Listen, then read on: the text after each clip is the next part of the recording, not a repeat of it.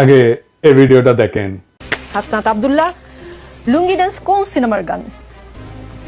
এটা ইন্ডিয়ান একটা ভারতীয় ফিল্মের খুব সম্ভবত এটা গান লুঙ্গি ডান্স, খুব সম্ভবত, আমি নিশ্চিত না, কারণ আমি গানটা শুনেছি কিন্তু কখনো দেখার সুযোগ হয়নি বা দেখিনি। গতকাল রাতে ধানমন্ডি 32-এর আশেপাশে শুনেননি? গতকাল এই বিষয়টি এসেছে, মানে শুনেছি। দেখুন, বঙ্গবন্ধু একটি মীমাংসিত সত্য এবং মীমাংসিত বিষয় না, আমি প্রশ্নটা ছিল শুনেছেন শুনেননি? হ্যাঁ, আমি শুনেছি, আমার হলেও শুনেছি আচ্ছা। এবং ঢাকা বিশ্ববিদ্যালয়ে আমি শুনেছি এবং সেটিকে ডিজোন করার কোনো সুযোগ নেই। না, ঢাকা ইউনিভার্সিটি আমার আমরা প্রশ্ন শুনেছি। শুধু অতটুকুই ছিল, শুনেছেন আমি অথবা শুনেছি। শুনেননি? জি, আমি একটু বলছি। লুঙ্গি ডান্স হচ্ছে চেন্নাই এক্সপ্রেসের সিনেমার গান।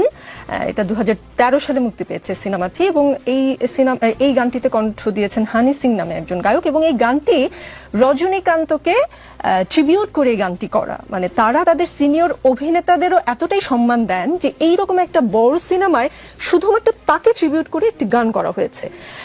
এখন আপনাকে প্রশ্ন করতে চাই, গতকাল রাতে ধানমন্ডিতে যারা লুঙ্গি ডান্স করেছেন তারা কারা? আমি এখানে তৃতীয় কোনো পক্ষ এমন কেউ করেছে, আমরা করিনি, ষড়যন্ত্রের গন্ধ, গত 15 বছর এগুলো আমি শুনেছি। হাসনাত আব্দুল্লাহ, বেশ শুনেছি। রাত 1টা-2টা থেকে এই গান শুরু হয়।